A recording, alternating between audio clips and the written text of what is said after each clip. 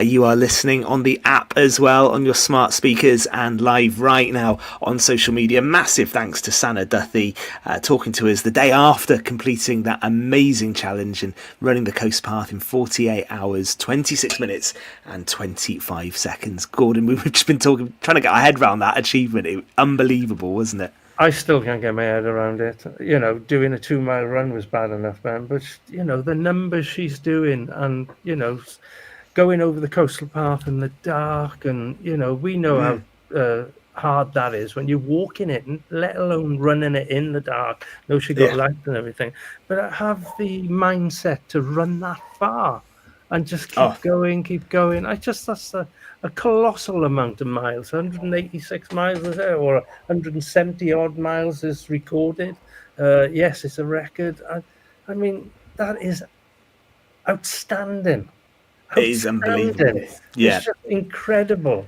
And fair play to her. The way she talks about it, it's just like it's a normal sort of thing to do. It's nowhere near normal. It's So an incredible achievement and fantastic. Absolutely great. A real inspiration. So it was great to chat to Sana. Yeah.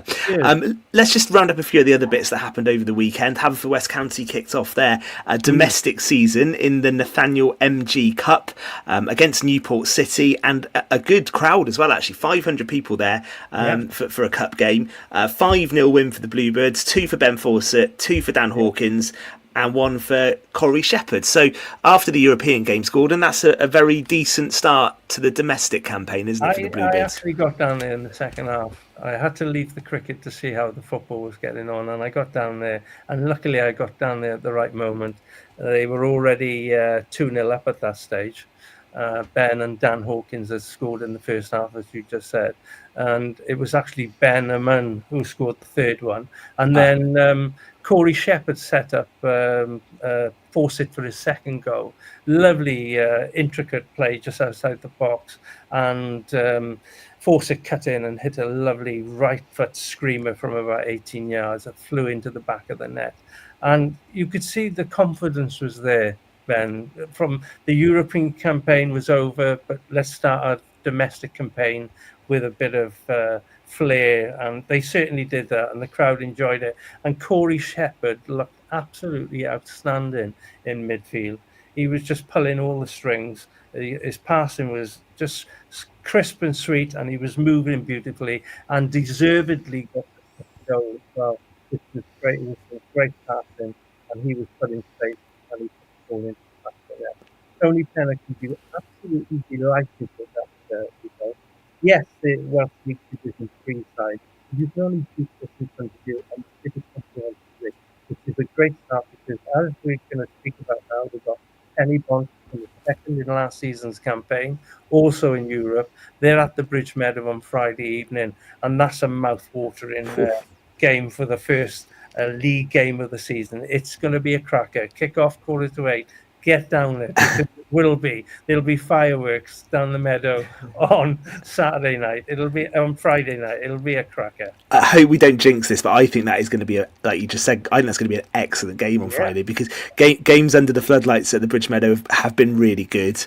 I know we help with the atmosphere a bit as well, don't we, at Pure West? Yeah, we'll be down there again on Friday. Yeah, exactly. And they're two good sides, Haverfordwest and Penybont. So they get 500 at the weekend. Go and watch on Friday, because I think that will be an excellent game. And actually, if you're going to play these decent sides, playing them early on in the season is quite good as well. I think it's a really good time to play them. I think that's an excellent one. And actually, the Bluebirds are in good nick, because they've gone through a decent pre-season. Ben Arman is in amazing form. I think that's going to be an excellent night on Friday, Gord.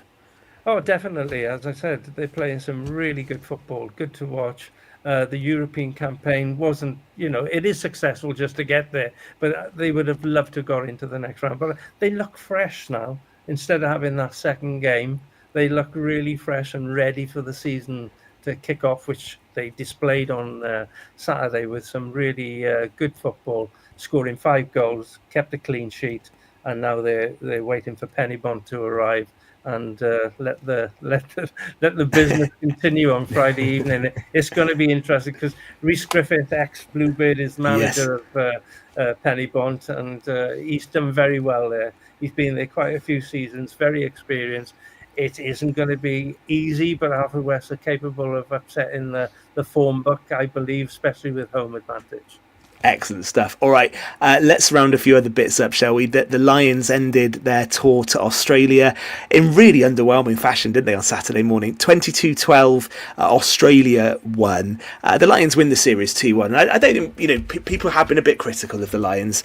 I think going away from home, going to Australia, however good Australia are or aren't, is still a tough place to go and win any series. So that is job done from Andy Farrell's team, but it was underwhelming, wasn't it, on Saturday? It was a pretty poor performance, actually, from the team, wasn't it?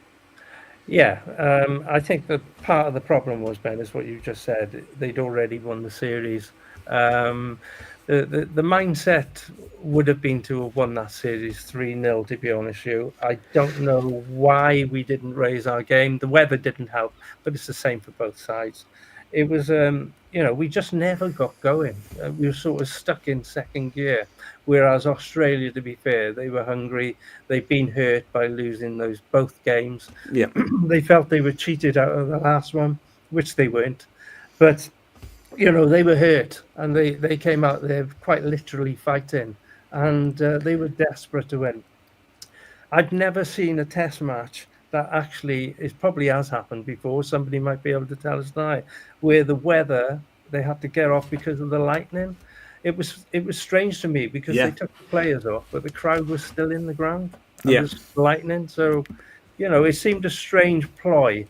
Australia were leading at that stage. They had a half-hour break. I think it was to get Skelton refreshed because he could come out all fresh again for that, period, because he had an outstanding game and he's a big guy. But the one plus for our Welsh followers was to see Jack Morgan go over. It was, 5 yards from the line. You know what? He's very low gravity. He's got the rest of the boys pushing him over. To get that guy, I thought that was brilliant. He had two full Lions caps. Came on as a replacement in both, but he certainly he was outstanding throughout the whole series as well. In the other provincial games, I think his stats are probably the best back row out of all of them. And Tag Burney was the series player of the tournament. Nobody could really argue with that, to be honest with you. He was outstanding. Okay, so the Lions win, and you did say they would, Gord. You did say 3-0. I did. Didn't quite go. It doesn't matter about that, Ben. The series you won it. It's so hard, no matter where you go. South Africa, New Zealand. It's so rare to get that W, even as a Lion. I agree. So putting that into context, it's job done for Farrell. But I'll say is he going to go out to New Zealand in 4 years' time? Will he be the head coach? Are we going to go for that, like Gatland did? He did all three. I would say yes. Doing that. I mean, we have an aging Irish squad now that a lot of those boys won't be involved in 4 years' time. We will hopefully have a few more Welshmen involved, England and Scotland, with a few Irish as well, a better mixture. I mean, it'll be interesting, won't it, the next 4 years? I tell you, we haven't got enough time to do this in any great depth, but one name who could be on that Lions trip. You ready for this one? Go on. And you're a big fan of this guy, Gord. I think Tom knows what I'm going to say. Lewis Rees-Zammit. Will he be a Lion in 4 years' time? That's a good one, isn't it? He's just come back from American football. He's got to prove his worth to get in the Welsh side. That shouldn't be too hard. That shouldn't be too hard. Yeah. So, you almost said that with a straight face, Gord. I did. Excellent, wasn't it? He's a quality player. He's still, 4 years is a long time. A lot can happen in 4 years. He's capable of doing that. He's already been on a Lions tour as well. He has. And so he's, it's a possibility. He's young enough. He's got the quality. We'll just have to wait and see if Lady Luck goes his way. Yeah, I know you're a massive fan of him, so he's coming back, and we'll he's see. A cracking player, yeah. He's a great player. Yeah, we are done. I'm afraid, Gordon, we're out of time. Thank you, Gordon. Thank you, Tom. Enjoyed the show again this evening. We will be back again next week. It's Pembrokeshire Islanders. Dave is standing by. He is with you after 9 o'clock, and we'll be back next Monday for more Pure West Sport. Good night. From the heart of Pembrokeshire.